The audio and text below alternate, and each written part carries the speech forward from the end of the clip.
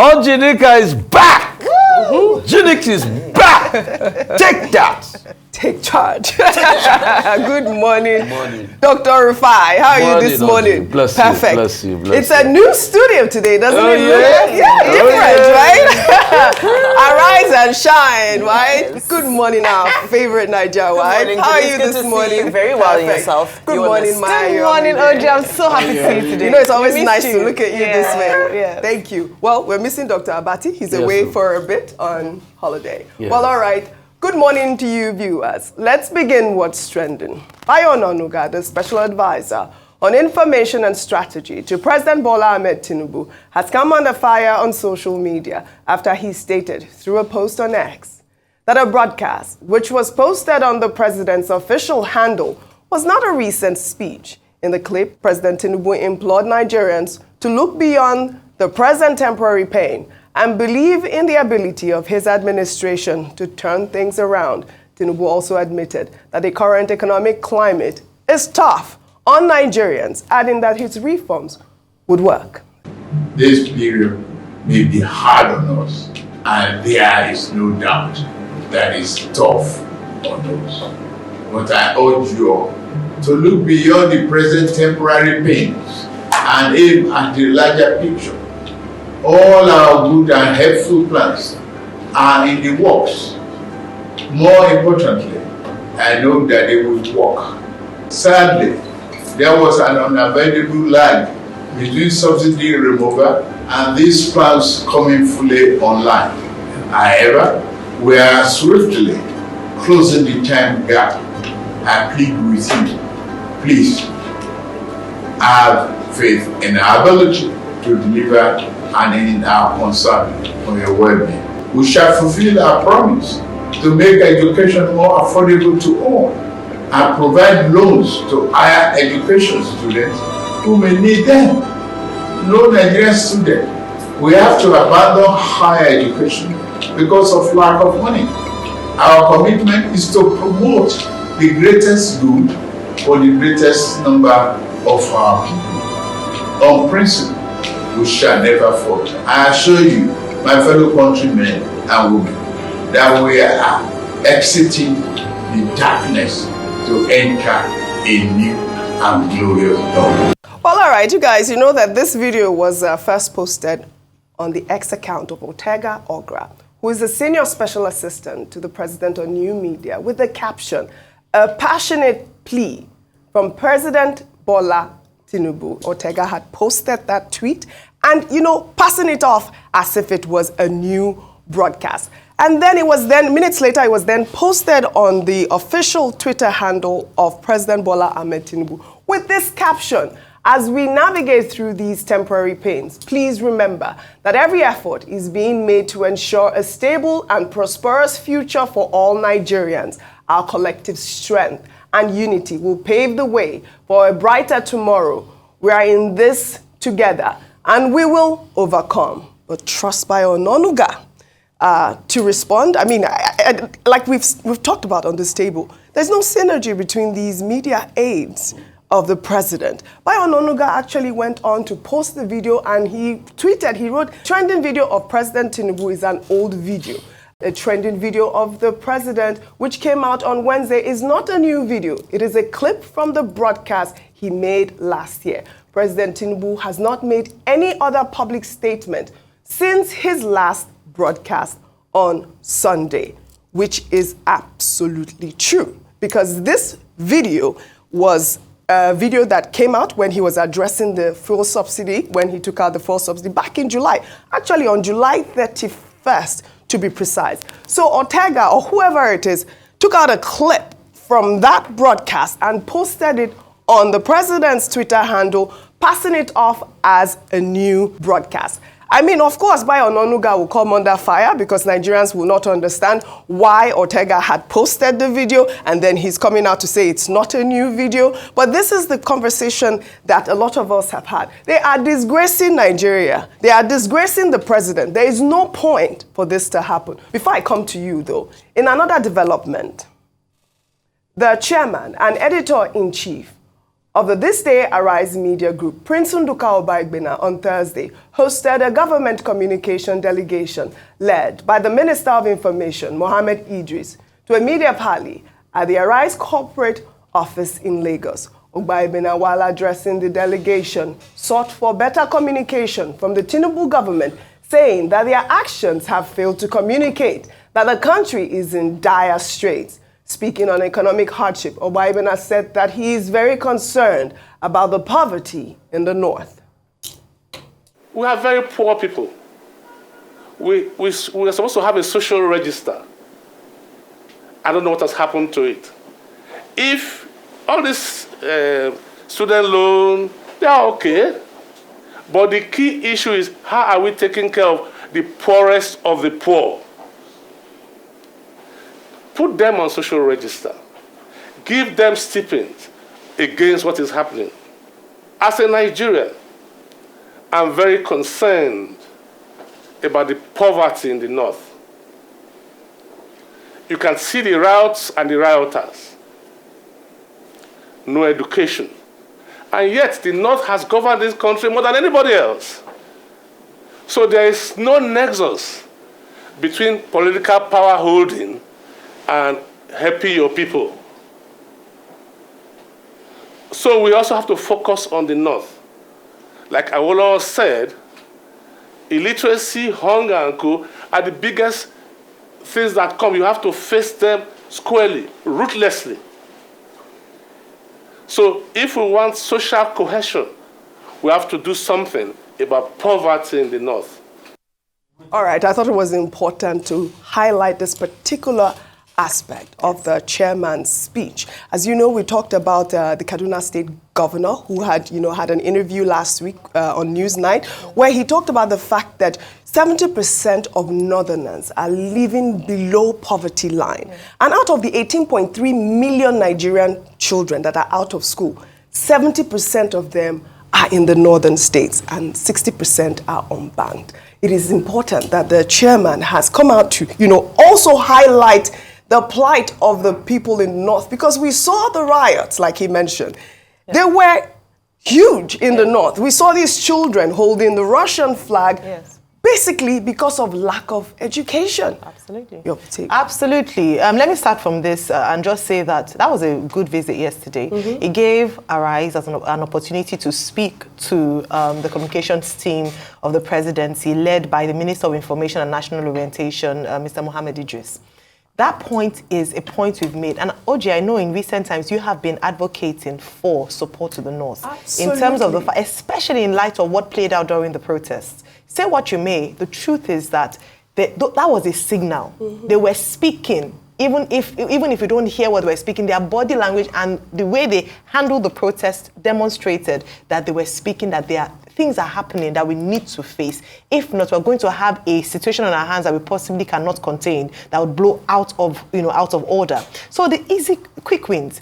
That's why when people talk about the Kano situation and the IT facility that was looted, that was the IT facility that these people needed in the first instance. It's very good. I'm not saying it's not good. Mm-hmm. But the first thing is that hungry people cannot learn. They can't go to school to learn anything. You can't raise entrepreneur amongst people that don't have food to eat. Where is the motivation to even learn?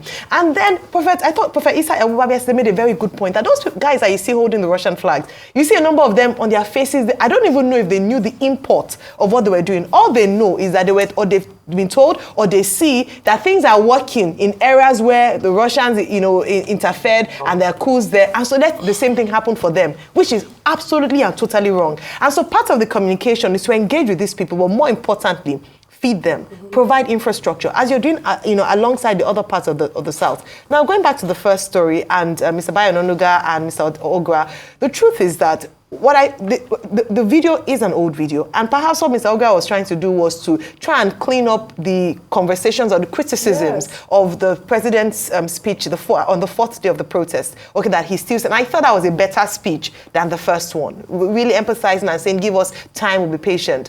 He failed to say, though, that it was an old video. To be honest, we would have dug it out and seen that, oh, this is an old video. So maybe Mr. Nduka went ahead. What Nduka was trying to prevent. Yes. But in the way he did it, seemed as if he was, he was criticizing us. He should have just said, oh, I see it's just very brash. So there should be a softer way. A communication expert should know how to communicate effectively. Effective communication is saying something and the receiver hearing what it is that you intended to pass. If that doesn't work, then it has failed. So it just shows that. But by the way, Bayo Onanuga has deleted this tweet, which I don't know why. Why did he have to delete the tweet? I mean, it just saying the truth. But because it then appears like he is buttressing their point, because the video is still there on the president's page. I believe it's still there on Ortega's page at the moment. And it appears like some sort of propaganda. It is not the truth. This video was taken on July 31st. But also in that video, the president was talking about, student loans, and he made promises about how he's going to help, Nigerians, especially with education. In the same vein, a video of Ibrahim Zana Sunoma, a child rights activist from Borno State advocating for better education for Nigerian children, especially children facing insurgency in the north, has made the rounds on social media. Let's take a look. If we see every child as our own child, then we won't be here today. Because no parent, no leader, no government will want to see his child in a condition which no horror movie can explain. Education is the only tool that the child of a peasant farmer can become the most celebrated icon of tomorrow. And the challenges are very severe. Our schools are destroyed, our teachers killed, our parents murdered, our schools burned down, we are being kidnapped, and even just looking at the physical destruction itself, it's more than that. It's psychological, and it's something that will make you think that the future does not exist for you, because education is the future. I must congratulate this young man. He's from Borno State, from Bama especially. I mean, he gave this interview back in March. But you could hear him, my heart broke when he talked about the fact that, we do want education. Even if we had to sit on the floor, we will sit on the floor and learn. But you know what? The infrastructure and insecurity will not even allow us learn. Vimbai. That was so beautiful to watch, and he's eloquent, he's well-spoken, he drove his point home in a beautiful way. Now, one thing that this season of protests has done is it has highlighted a lot of content creators from the north. There's a gentleman called Dan Bello, who I know is trending now, Bello Galandachi, who does his videos on TikTok. I know he looks more into politics and political situations in his own way. However, it's packed with data, packed with information. Now, what does this tell you? This tells you that there are some educated amongst them. What does it mean? There's so much potential. What do we need to do? We need to do a census and get the data so that we can understand who is where and what situation are they in. Because we continue to hurl out these figures, and then we see the young men, some people are saying they're from Niger. We don't, there aren't exact facts about who they are and where they came from. So I think it's important for us to have a census so that we can understand the true data, statistics of the situation in the north, number one. And then number two, we always have to remember that where there is a lack of education, indoctrination is what replaces it. So when we say they're not educated, it doesn't mean that they don't have the capacity to be indoctrinated into something, which is what we need to be very, very careful of. Because if you see people carrying Russian flags, you see people joining extremism, that's indoctrination. The brain doesn't exist in a vacuum. The brain must be filled with something. So it's now up to us to fill their great brains with positivity and nation building so that they can be great contributors. I mean, you made a valid point, which is really just the deficit that we are facing with nation building. Really, he's highlighted insecurity. I'd like to take this story, Rufai, so you can tie them both together.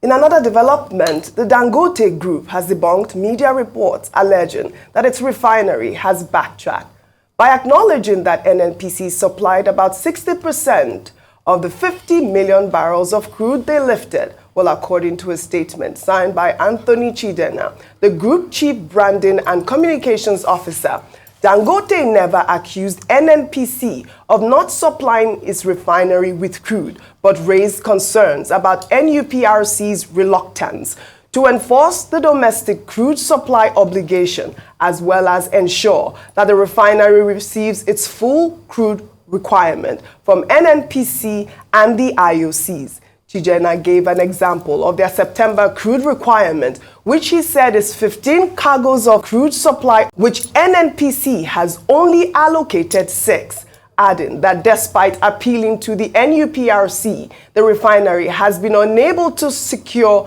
the remaining cargoes. I believe this was quite important that, the Dangote group released the statement, because you saw, during that ad hoc Senate committee meeting, representative of the Dangote group had, highlighted the fact that they've received 60% of the crude. But, NNPC is supposed to provide full feedstock to Dangote, and they still have not fulfilled their obligations. You know that on Wednesday, the Group Chief Executive Officer of NNPC, Mele Kyari, had said that there is a targeted media attack on him and the company. When he appeared before an ad hoc Senate committee, Kyari had also stated that the attacks are deliberate and calculated to create the impression that the NNPC and its leadership are creating economic sabotage in the country. Mr. Chairman, it's our job to protect this company, but it's also our job to protect other businesses around us. Mr. Chairman, let me be specific. And I will wait for the public hearing, and I also agree with my Honorable Minister that it should be broadcast live so that Nigerians will hear us, so that all the misinformation that you see today will be put beside, so that Nigerians will know the truth. And all of us here see what's happening in the media. Targeted personal attack on my person, on the institution. And we all know how this works. They are deliberate, they are calculated, so that create the impression that the NNPC Limited and our leadership are doing anything to create economic sabotage in our country. All right, but Nigerians will ask the question, who is creating the economic sabotage if it is not NNPC? You had a guest, Kevin Emmanuel, on the show this morning, Rufai, and he talked about the fact that, what is it? Is it 60% or how many percent did he say of the economic situation in macroeconomic situation Nigerians are facing is from the NNPC? We have discussed this, Ayo, where we talked about Mele Kyari being the leader of NNPC, and he has to account to Nigerians. But I am glad that he has come out to say that, he wants the probe to be televised. It needs to be televised. That say, the revolution must be televised. Rufai. Truth is, Mr. Mele Kyari, nobody is witch hunting you or anything. It has to be said. NNPC under you has not worked. It's failed. You gave us a promise, for instance, that you said Port Harcourt refinery will be up and running by August. Yes. The promise, as at 9th of August, you are failing on the promise already. It's a litany of failed promises. Dangote refinery can't function. The shares you guys claim you bought in there, you can't complete your payment. All sorts of money. We're seeing sabotage. NNPC is supposed to be making money. Saudi Aramco is making money. What are we seeing here? We're seeing NNPC being a more money-borrowing device now. We cannot continue this way. It's a very sad one. Nobody hates you. Secondly, as regards education in the North, it also has to be said, we make this mistake a lot. There's education, there's Western education, there's also Quranic education. Some of them have got Quranic education. But pervasively, the kind of education we're talking about is the education that makes them reason and they become better citizens. But that education, once you have hunger and poverty, you can never have it. Because all sorts of indoctrination will come in, and it's who that is feeding you that you would definitely subscribe to. And that's why the case of Niger is easy to be able to use those young people for all sorts of heinous activities. So we need to start also looking at the education of the well-being of the people, the stomach education. That's it. The life education of these people, or else the country will not move forward. As regards, what was the other topic? We had the buy on Onuga. The truth is, and I'll just advise them, and this was what we was advising them yesterday about, there's no synergy. We see a rancorous house. It's as if everybody is trying to show that I'm better. It's not only Bayo Onanuga and Ortega that is having this fight. Bayo Onanuga and Ajuri has had this fight. So please, Mr. Bayo Onanuga and your people, Ajuri and all that, you guys need a retreat. That's it. take yourselves out. You know where all of this comes from? If you don't have good interpersonal relationship, it will reflect in work and outlook. That's it. That's just it. All right. You guys sync in your WhatsApp group. Before you release anything, sync within yourself. Stop making it easy for us. That's the You're point. making it too easy. Well, all right then. We'll take another story. The Minister of Women Affairs, Uju Kennedy Ohaneye, has yet again caused a frenzy on social media. After she was seen in a video disrupting an event she claimed was conveyed in the name of the Ministry of Women Affairs without approval. Well, in the video, Ohaneye told attendees that the event organizer had been arrested by the Department of State Services for alleged impersonation of the ministry, adding that President Bola Ahmed Tinubu had ordered the cancellation of the event, but that the organizer chose to proceed. Let's take a look. There's an impersonating thing going on here. Federal Ministry of Women Affairs did not plan this. And the lady have arrested her.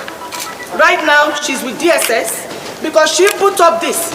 After we wrote where we are cancelling, the president approved that we should cancel until further notice.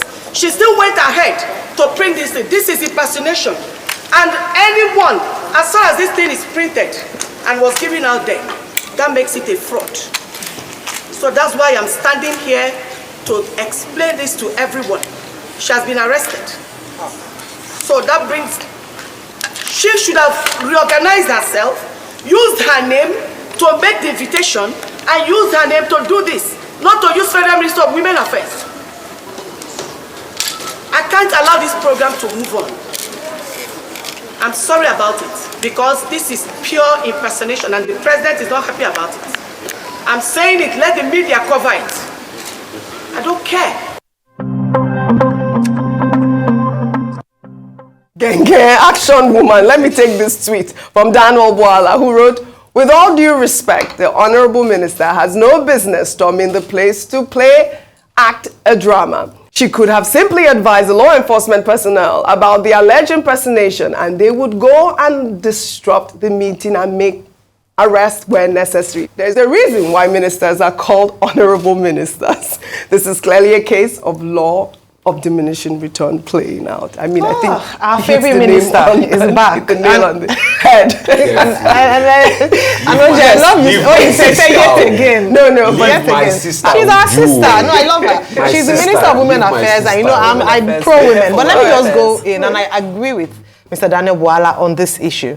The fact that there are many people who could have done this work, it just felt very sensational. And the fact that she wanted to go there and just prove. There are many things that, I don't know, is she busy in terms of, if you have work on your table, you won't be going around trying to police people and stopping events. Just to mention that the minister herself had posted the event on her page, on her Instagram page. Then later, a day to the event said, oh, they're postponing it. Anything can happen. It could have gone ahead without an announcement made. I hope we would investigate further, because this seems like a lot of intimidation, and I don't know what's going on here. But she didn't need to go there and make such a scene. All right. Well, we'll head over to South Africa. Rufai, I'd like for you to discuss this with Mbai. We'll take our final story in South Africa, where 23-year-old model of Nigerian heritage, Chidinma, who has been a subject of controversy over her eligibility to contest for this year's Miss South Africa competition, has withdrawn from the pageant. Chidinma was born in Soweto and is believed to be of Nigerian and Mozambican heritage. On Wednesday, the Department of Home Affairs for South Africa alleged that preliminary evidence suggests Adesina's mother may have committed fraud and identity theft, adding that Chidinma was a minor at the time of the alleged actions in 2001. I mean, do you remember this? I mean, I don't know why she had to withdraw. But I mean, I particularly liked her last statement where she was wishing her, co-contestants well, saying that whoever brings the crown should make South Africans proud. Very quickly, first of all, the mob bullying that took place online is what made her withdraw. But secondly, guess what? South Africans are celebrating Letile Tebogo, a man from Botswana who won the gold at the Olympics. So I'm like, South Africans, let's pick a side. All right. Thank you. Well, that's all I have for you guys on What's Trending today. I'll see you all tomorrow.